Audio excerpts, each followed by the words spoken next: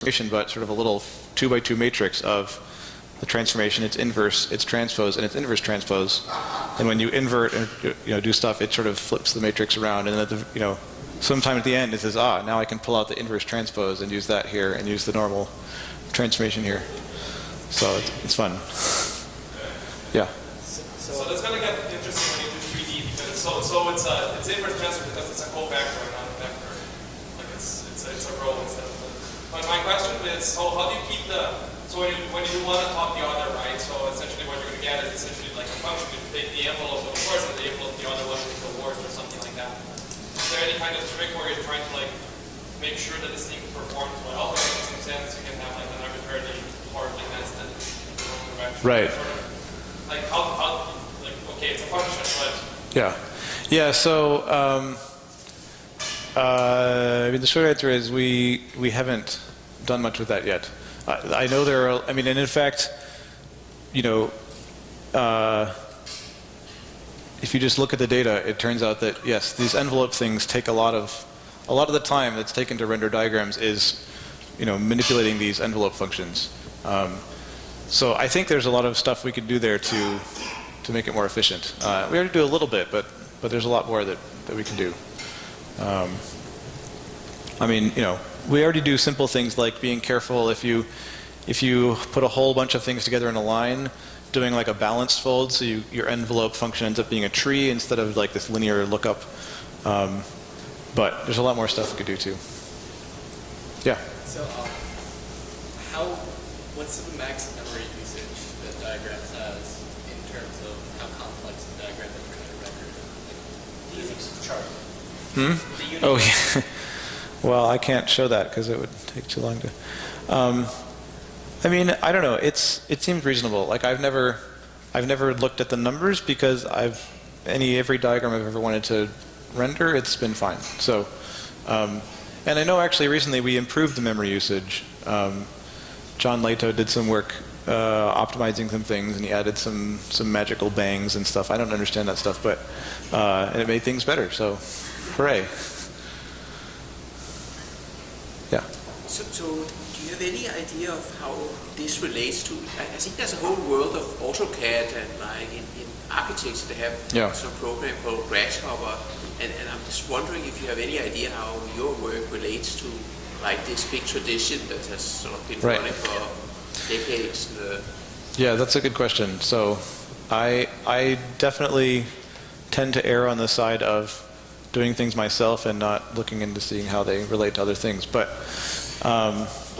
yeah, that's a great question. I'm sure it's related. So Ryan Yates, another developer, used to work for a company that made cutting machines, and so that's not so much the CAD side of things, but it is sort of the using geometry to make physical objects. So he knows some of that, and he's been an invaluable resource in a lot of this stuff. But yeah, especially as we get into more 3D stuff, I think a lot of CAD kinds of things. Just probably once interesting performance problems happen, a lot of interesting computational geometry data structures. That's true. Yep. Yeah. Can you show an example of, or is it possible when you have two things that, two shapes that you're drawing or two equations that you're drawing that overlap in some way? Do you have a way to draw something on where two lines intersect? That's a good question. So right now we don't, but it's just an issue of someone needs to write the code. I mean, we've got, we have explicit representations of paths and stuff. Just need to write some intersection. Yeah, there's a lot of things you could do. I mean, you could return a list of the points, or just say, I don't want a list, just give the intersection points names so I can refer to them. Absolutely, you could do that. It just needs someone to write the code. Yeah. Just wondering if you're going to think about interactivity for the charts. So things like here's a chart. Is on time. Right. Say charts, but Yeah. I mean more in terms of have a nice illustration. Let's say some infographic. Right. It'd be nice to be able to click on different parts and maybe have callback functions. Absolutely. Absolutely. So we do support animation, which I haven't shown you. Part of the reason I didn't show you is because right now the only the only way that you can render an animation is as a bunch of images representing frames. But in the breaks, people are talking about there is a bit-rotted HTML5 canvas backend, and I think if we can resurrect that, that should give us much nicer ways to actually sort of compile animations to animations running in your browser as opposed to a bunch of frames. And then also interactivity, I think, is something I've given a little bit of thought to, and I think there ought to be a really nice story for describing interactive diagrams and having it compile to, something like. Would it be part of this, or would it be sort of like an outer layer? Yeah, that's a good question. I don't know. It kind of depends on. Yeah, it depends. I'm not sure. Yeah. What about using GPUs, the power of GPUs for diagrams, for animations? Yeah, using GPUs. Sure. I don't know. I haven't thought about that. Because GPUs is, graphical processing Right. is for graphics. Yeah. So if you can do animations or any 3D modeling Sure. in your GPUs with it. Yeah. Definitely. I think there's room for that. I mean, I think we're only just now getting to the point where we have enough features where we're running into performance issues, and where enough people are starting to use it who have enough crazy ideas of things they want to do where, that those sorts of things start to matter. So I hope, we can look into those sorts of things. Yeah. Inkscape and GIMP, they started out as a tool for artists. Right. But here, you started as a tool for programmers. So why not go reverse where the scripting engine for Inkscape was probably an afterthought. But here you start with a language that you build on top of that, like the UI tool. Yes. Yeah, that's an excellent point. So the question is about, GIMP and Inkscape started as tools for artists. They started as being UI focused and later added the scripting component as an afterthought. Or maybe not an afterthought, but sort of as a secondary kind of thing. So could we here go from having a programming interface to having a UI? So yes, I've definitely thought about that, and I have some ideas. In particular, I mean, this is really sort of a research topic, I guess, but figuring out a way to have, to be able to edit your code in one window and see the diagram in the other window and be able to interact with it, like say, oh, that circle is not quite in the right place. I'm just going to drag it and have that automatically update your code in the right way. That would be nifty if it works. I don't know if it'll work, but. I mean, there's been some various hacking projects for not that side of it, like what was the paste site is a simple example of it. Oh, it's not very interactive, but okay. 2 more quick questions. Yeah. Have you found that there are, when you make changes to your, say, either the ESL or your interoperate implementation, that there are like big ramifications in the solver and like vice versa? For the what? For the solver. The solver. Yeah, what solver? For the whatever resolves basically for everything else. I mean, well, we changed that thing, so that had big ramifications for it. But otherwise, no. I mean, the way it's not really a solver that works at the end. It's sort of, if you want to know more about that, you should go read my paper from the Haskell Symposium, which talks more about that kind of thing. But it's fairly general, and we've been able to make a lot of changes that sort of just fit into the framework we already have. So I think one more question, maybe. Okay, thanks. Thanks, Brent.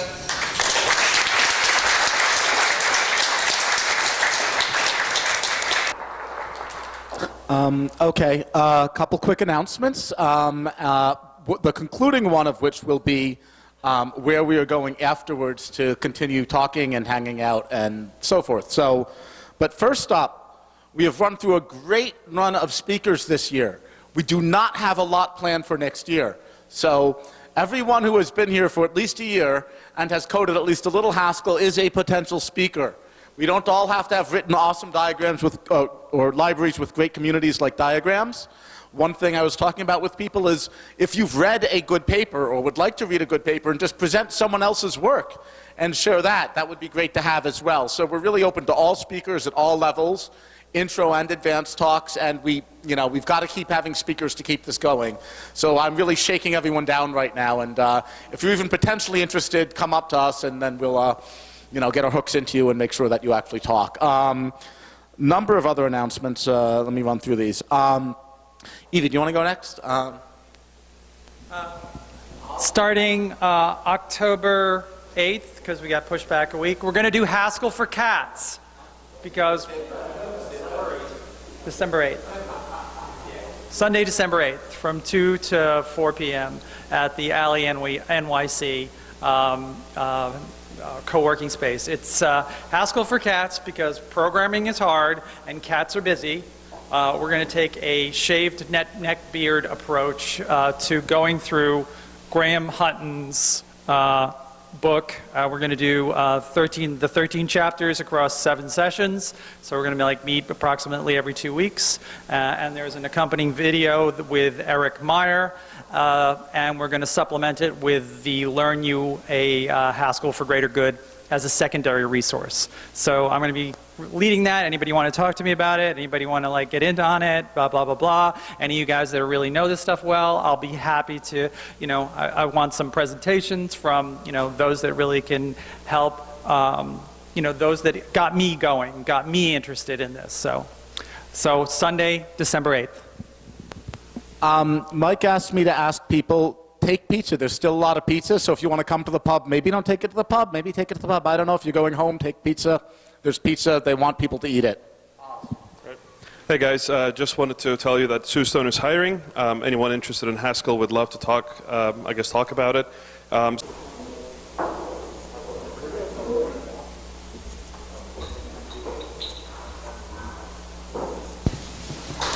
There we go.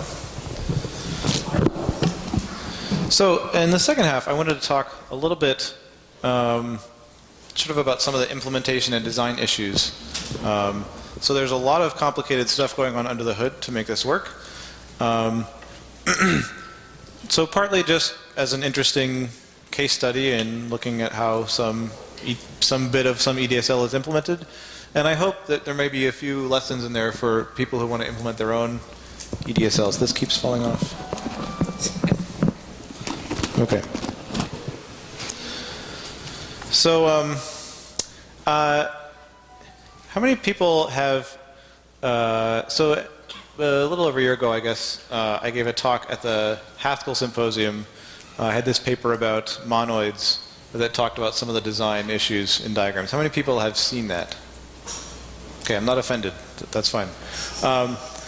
So, I mean, I'm biased, but I think it's pretty cool. I think if you like this stuff, you may be interested in that. I'm not going to rehash that here. One of the things I think that talk did not do very well, which is sort of inherent in that's only a 20-minute talk. I sort of presented sort of this finished design, and I hope I made it really sort of intuitive and seemingly obvious and easy. But what that hides is that there was a lot of 2 years of blood and sweat and tears that went into coming out with that design in the end. And so I think someone who reads my paper may be inspired. And I've heard people say, oh, this is really inspiring that you can sort of take these simple mathematical ideas and do cool things with them. And someone might go away and be inspired and say, I'm going to do that, and not realize how hard it is. So I say that not as a sort of cautionary thing, but sort of as an encouragement that if you go down this path, don't be surprised that you sort of don't come up with something amazing right away. Keep at it. So I think, yes, domain analysis is hard, right? You've got some domain. You're trying to figure out what are sort of the underlying mathematical structures here. How can I, take advantage of that to make some nice domain-specific language? That's a very difficult, but I think worthwhile thing. So be in it for the long haul. That's my advice. And what I'm going to talk about is one particular piece of diagrams, and sort of give you a historical view of how it developed. So maybe a sort of more realistic view of all the sort of false turns that we took, or maybe not false turns, but sort of converging on something nice. So let me start by just a little bit of history. So I started, in 2008, I think it was, yes, March or April, I was writing a blog post and I wanted some picture. I have no idea what the picture was, I don't remember. But it was some kind of picture that was complicated enough that I didn't want to use Inkscape. But it was, regular enough that I thought, well, surely I should be able to write a program to generate this image because it, it has a lot of structure. So I said, well, there has to be something like that out there, right? So I looked. Here's some of the things that I found. So Inkscape and GIMP, those are both, they're not languages, right? Inkscape is for vector graphics, GIMP is for raster graphics, but both of them have some kind of scripting interface. So you could certainly write code that interfaces with Inkscape and GIMP to draw pictures, and people do this, and they've done some cool things, but it's pretty low level, right? I mean, you're sort of interfacing at the level of like, apply this this brush here, and like, do these other things. So that's not the level that I wanted to be writing my diagrams at. There's something called meta post, and actually earlier than that, so Don Knuth wrote meta font, and then meta post was something sort of based on that. So meta post it's a domain-specific language for drawing, but it's not an embedded domain-specific language. So it is its own very weird language, and it's not even. It's got to be Turing complete, I guess. But I mean, if you wanted to use it to compute stuff, it's not great. Okay, so then other people realized this, and they said, well, let's make something like MetaPost, but better. So they made something called Asymptote. It's a little better. So it does actually is a general purpose language, but they made up their own general purpose language, and as far as I can tell, it combines the worst features of Java and C++. Yeah. So no thanks. And then there's PGF TikZ. I know a lot of people use this, and of course it's implemented in Tech, and I don't really want to write my programs in Tech, even though it is Turing complete. So there wasn't really that much out there that felt like what I wanted to use, and maybe I was just spoiled. But so I thought, how hard could it be? So I hacked on it for 2 weeks, and at the end of 2 weeks I released something, and it was awful. I mean, I say that in retrospect, of course. At the time I thought it was super cool. So here's some of the diagrams that it could not draw. So it couldn't do this because I used bounding boxes for everything. So all the diagrams had bounding boxes around them, and it worked great if you wanted to put diagrams together this way or this way, but as soon as you wanted to do anything on any other axes, it didn't really work. And also, it's like, well, what happens if you have a bounding box and you rotate it?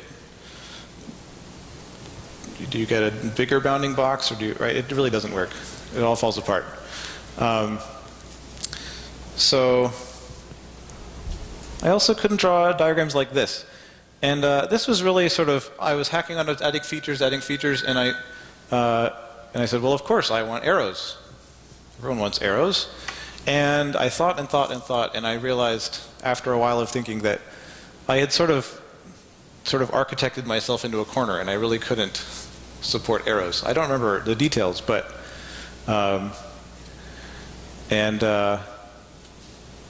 so basically I then sort of put it aside and thought about it for 1.5 years, on and off, and then sort of over the last 2 years we've been rewriting it. I started rewriting it from scratch. But the point is, that's a very long process involving doing something the first time, thinking about it really hard. It couldn't do what I wanted, and so I had to throw it all away. But I think that's the kind of process you have to go through when you're doing this kind of domain analysis. It's only sort of by writing code and getting lots of experience working with your domain that you start to get at the heart of what's really going on. So I want to tell you about the one particular sort of piece of this journey, which has been talking about paths. And I regret now I'm using the word path here generically, but path actually has a sort of technical meaning in diagrams. So we were talking about trails earlier, but we'll see the difference in a minute. So for now, when you see path, just think generically like trail, path, thing, moving through space. So what is a path? You can stop and think about this for a minute. If you were going to write a program that was going to manipulate paths, how would you represent them? What are they? So, okay, a sequence of steps, or here's something slightly different, but kind of similar, a sequence of points. Right, and of course, you know, I think you could probably see some problems with this already, but this is sort of a very simple first try. But what are the problems with this? Here's one problem. It seems a very natural operation if I have two paths to be able to concatenate them together and get a longer path.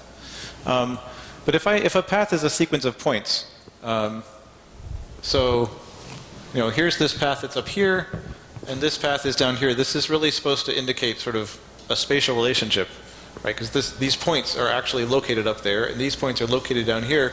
What does it mean to put these paths together? Is that allowed? It would certainly be really complicated to not allow it, because then somehow the types have to tell you where they are, and that's crazy. Well, so one thing you can do is you can sort of say, well, the second path will just get translated to, so its starting point is the ending point of the first path, and that works.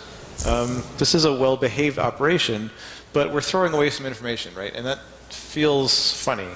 And usually, I find that indicates there's something sort of more fundamental going on, where you have some more fundamental operation that doesn't throw away information, and then you can build the one that does throw away information out of that by throwing away some information, right? So, okay, so that seems like there's something not quite right there. Here's another problem, which is that, of course, we don't just want paths with straight segments. We want curvy paths. So how would we represent this? So you might say, well, okay, we had this path, which is a list of points. So maybe we're going to pair up with each point with some kind of specification of how the path curves after that point. But this is a little weird because you have to decide sort of, does it go with the point before it or after it? It shouldn't. There's sort of some asymmetry here, right? And then, of course, what about the last point, right? So this point doesn't, I guess it has to have one of these, but it doesn't need one. And so, okay, so this doesn't seem right. So I'm going to go on a little tangent here and talk about affine spaces.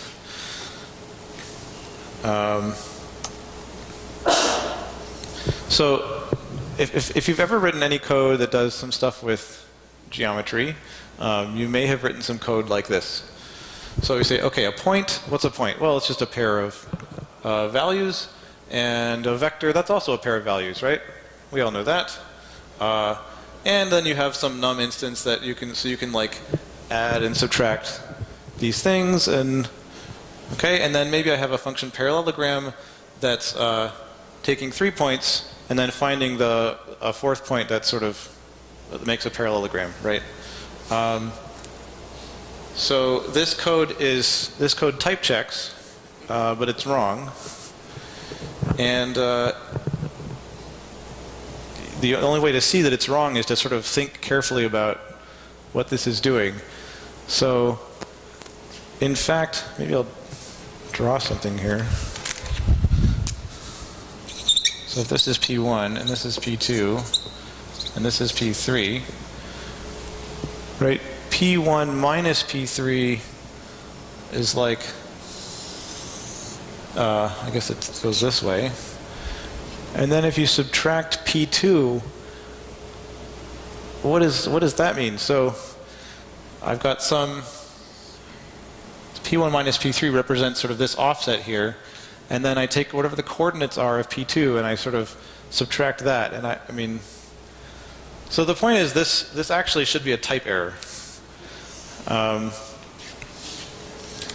And that's sort of what affine spaces are in a nutshell for people who like types. That points and vectors should be different types. You shouldn't be able to do funny things like subtract a point from a vector. They really are different things. And so let me motivate this with a couple. I mean, I hope this example that I showed sort of gives you a little bit. I don't remember what I was going to say here. Okay, well, I'll talk about this one instead. So this is actually a nice law that we would like to hold. So if you take 2 points and you find the offset between them, and then you translate that, it should be the same as if you first translate the points and then find the offset between them. But if you think about it, in order for this to hold, so if I take 2 points and I translate them and then I find the offset, that's actually the same as the offset over here, right? So in fact, well, I would argue what this means is that translate definitely does something to points, but it should not do anything to vectors. So if you call translate on a vector, you get the same vector back. And if you think about what a vector represents, this actually makes sense. A vector represents sort of a direction and a magnitude. It doesn't have a location.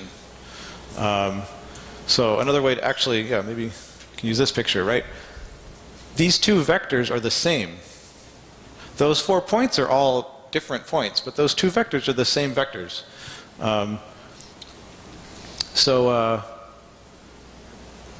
In a sense, like you can think of one vector as being a translation of the other, but in fact that shouldn't affect the vector at all. So that's another reason that vectors and points need to be different types, because the action of translate on them is actually very different. And note that vectors are affected by other sorts of transformations. So if I do a rotation, that affects vectors the same as it does points. If I do a scaling, that affects vectors in the same way. But translation is different. And this actually caused some bugs in early versions of diagrams that didn't differentiate between points and vectors.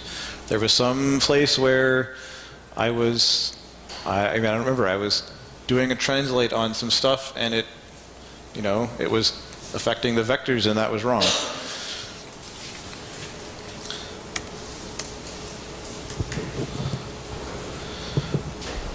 So in fact, there's this, Connell Elliott has this nice package called vector space. It defines a lot of stuff, but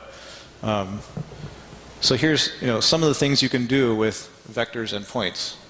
The point is that you can't just add and subtract them willy-nilly. There's sort of certain specific ways you can do it. So you can add 2 vectors. You can add a vector to a point, which gives you, so you say start at this point, traverse that vector, and you get another point. You can also subtract 2 points to find the vector between them. Okay. So what does this have to do with paths? So here's the idea. Let's forget about the actual precise position of a path. So in other words, these things are to the old paths we had that were a list of points as vectors are to points. So we can just, if we only want straight paths, we can have a list of vectors, and each vector represents the offset of one segment, and then you chain them together. Okay, and this is good. So now if you think about, if you have 2 of these, if you just concatenate the lists, it does exactly the right thing. And there's no information being lost because we never had any information about the specific position of it in the first place. If you want a specifically positioned thing, you just pair it up with a single point. And you can treat that point like as the starting point or maybe the ending point or whatever you want, but you just need 1 extra point. Okay, and actually this generalizes really nicely to curved things. So instead of having vector, maybe we have some abstract type called a segment. And a segment can it could be a straight vector, or it could be some other sort of thing that represents a curve. So in diagrams we use cubic Bezier curves. And in particular we just store store 4 points. We store 3 vectors, right? A vector from wherever it starts to the first control point, to the second control point, and to the end point. And if you have a bunch of these together, it does exactly this. Okay, so this is nice, but it's getting better, but it's still not great. So here's a problem. What about something like this? So evidently we have some kind of notion of paths that are closed, that form a closed loop. So how do you represent those? Well, I mean, I guess one option is you don't. You just say paths are paths. If it happens to end where it started, that's fine, but I don't care. That's unsatisfying. For various reasons, you want to be able to tell whether something is open or closed and do different things with them. For example, closed things, you might want to be able to fill them, and maybe open things shouldn't be filled. There are other distinctions too, but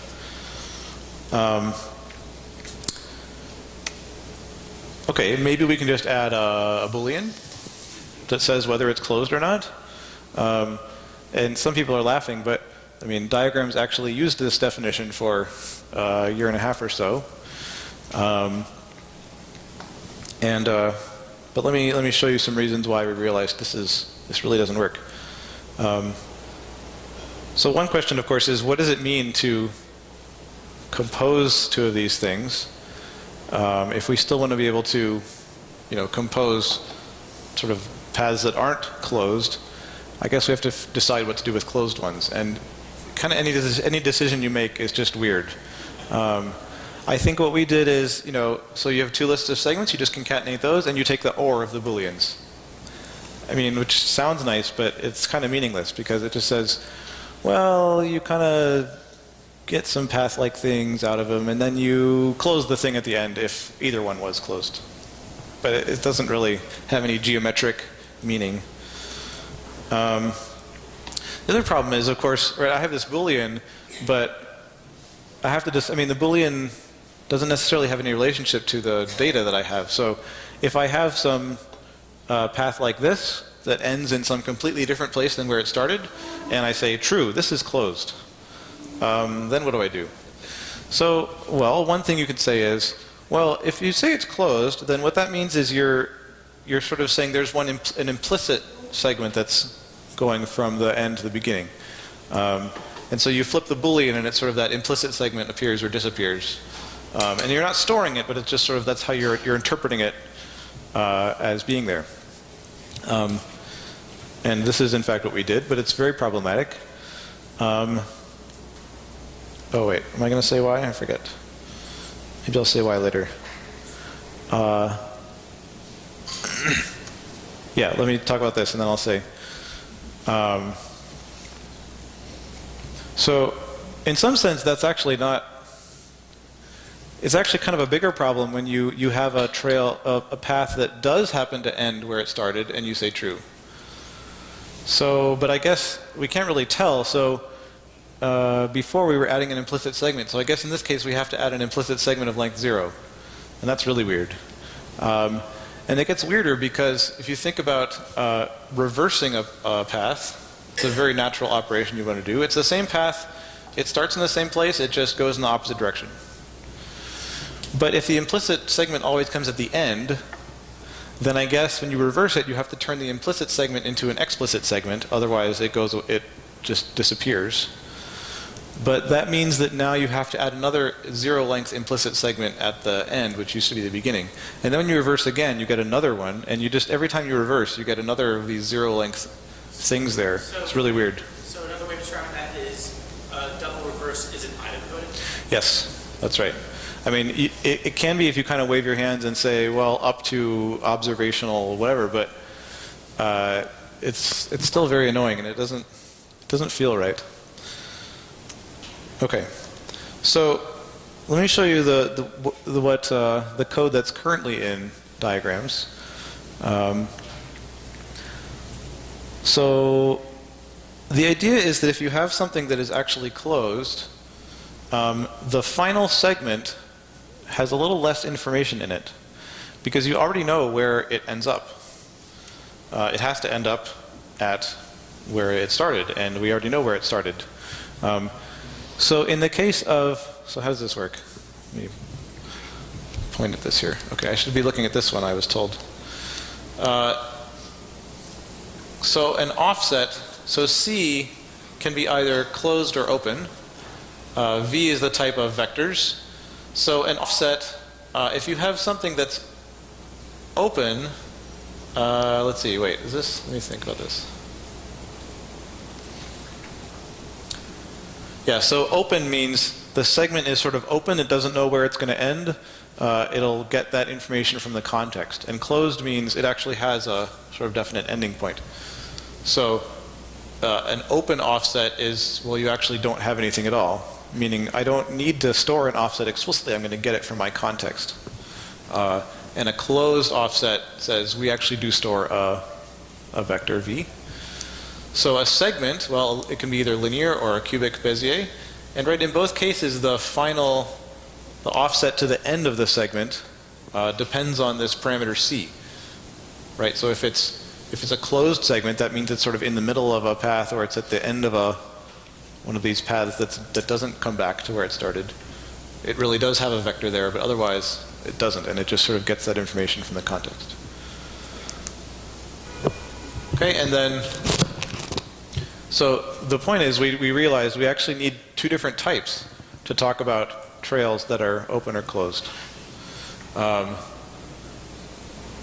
okay, no, I shouldn't use that. I really should not use that terminology, open and closed, sorry. We call them lines and loops. So a line, think like a subway line. It just starts in one place and ends somewhere else. And a loop comes back to where it started. And a line may also happen to end where it started, but sort of, that's just sort of, it just happens that way, right? So the point is a line has a whole bunch of closed segments. A loop has some closed segments and then a final open segment that's getting its ending information from the context. And then we have a bunch of explicit operations to go between them. So you can, if you want to add an extra linear segment on the end to close something up, you can call this close line. If you happen to know that you have something that ends where it starts, you can call glue line, and it just glues them together. And then you can go the other way with cut line. That just opens up, cuts something right at the beginning and makes it into a line from a loop. Okay, so there's another problem. So this whole time we've been talking about sort of these single paths, which I'm calling trails. But if you've played with things like SVG or PostScript or anything like that, or the Cairo library, if you've played with these even a little bit, you'll know that, in fact, when you're describing a path, you can sort of have multiple closed path operations, and then finally at the end you do a stroke. And the reason for that is things like this. So if you want to be able to draw shapes with holes in them, so in order to do that, you have to say, you have to have two components to this path, and then sort of do a fill and stroke on the whole thing all at once. And then you specify some rules to say which parts get filled and which don't. So in fact, there's two types. There's this trail, which is actually more complicated. We saw this before. It's like there's lines and loops. And then there's paths, and paths are a collection of trails, and each trail is paired with a point, because at that point they actually have a concrete location. Because we need to know, where is this hole with relation to this outer circle, right? And the point is these have, so for example, these have different monoid instances. So trails, the monoid instance says concatenate them one after the other. For paths, the monoid instance corresponds to the monoid instance for diagrams, where it says sort of, take two paths and put them on top of each other. So you could construct, oh, I think I killed it. Anyway, you could construct this this path, the inner hole, as one path, and the outer thing as another path, and then glue them together with the monoid instance. Okay.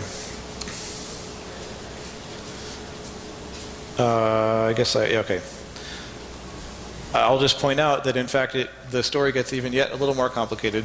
I won't go into detail on this, but so we have this other type called located, which basically is just a point paired with some object. The reason that we have a separate type for it is that there are a lot of type classes we use where we can actually give some sort of non-trivial instances for this that work very nicely. So I'm trying to give an example. I can't think of an example off the top of my head, but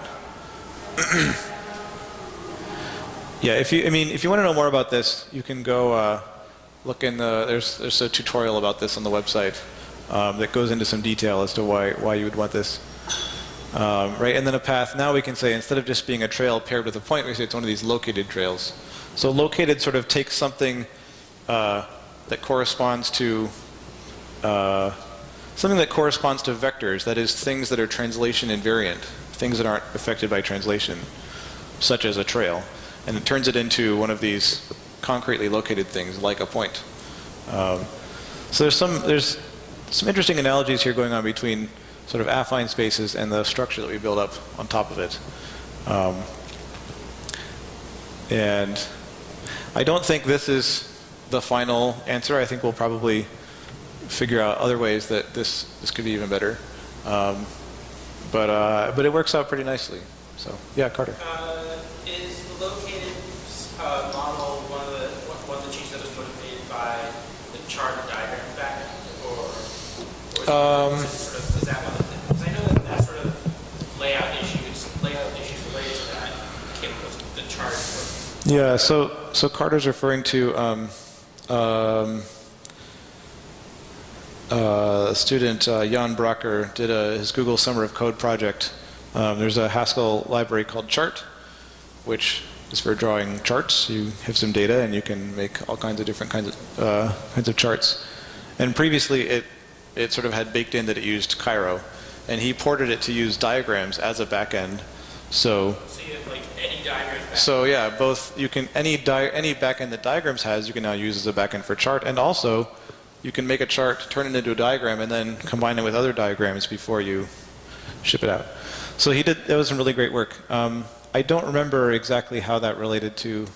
I think these changes were already kind of in the works before, but we were kind of making them at the same time because we did a lot of this at HackFi in Philadelphia over the summer. So I think that's all I have to say. Yes, it is. So there's plenty of time for other questions. Yeah. Talk a little bit about envelopes. About envelopes, sure. Let's see. I think I can show you a nice picture. So, I hope the idea is that sort of this notion of putting diagrams next to each other seemed so natural to you that you didn't wonder how it was implemented. I think that's how it should work. You should just say, oh, of course I can put diagrams next to each other. Great. It's actually pretty complicated to make that work. So, so here's how it works. Because I mentioned before about using bounding boxes, and those really do not work for doing this kind of thing. They only, number one, they only let you put things together along certain axes, and also they don't work well under transformations. So maybe that's a little too small, but I don't think I can make it bigger. I think I can make the text bigger, but not the picture or something. Yeah, anyway. So every diagram carries along with it something called the envelope, which is actually a function. The function takes as input a vector representing some direction, and as output it sort of tells you how far in that direction do you have to go before you have found the edge of the diagram, or you find a perpendicular line that completely contains the diagram on one side of it.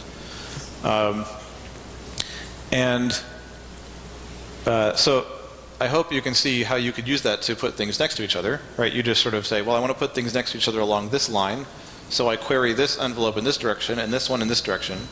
They both tell me some distance, and then I know how far apart I need to put them so that they end up right next to each other. Yeah. I confirmed this with Jay. For those of you playing along with the Homotopi Type 3 meeting group, this is a sheaf. A sheaf. Great. So wait, I have to. They're everywhere. Sheaves. More common. No, I'll stop after 10 seconds. Everywhere they're pre-sheaves. If you have something else attached to it, you have a bunch of little things sort of partly overlapping and not. That's called a pre-sheaf. That's it. Cool. I love it. Yeah, Carter. So another way of thinking about it is the envelope is sort of a function that represents the convex hull, right? Yeah, it's sort of At least if you see yes. the line that closes it. That's right. It's sort of it's an extensional representation of the convex hull. Like you couldn't actually extract a convex hull out of this, because you sort of have to take a minimum over all possible input vectors or something. I mean, computationally you couldn't. You could do the approximate one. Yeah, you could approximate it as fine as you like. Yes. So the interesting point is just that this is very carefully crafted so that you can preserve these under arbitrary affine transformations. And that actually took us a long time to figure out. It turns out this is something that graphics people have known for years, and I just didn't know the right words to Google to find. Right? So, but it turns out the key idea is you need to find out how a normal transforms under some affine transformation, and the key there is you take the inverse transpose of the transformation.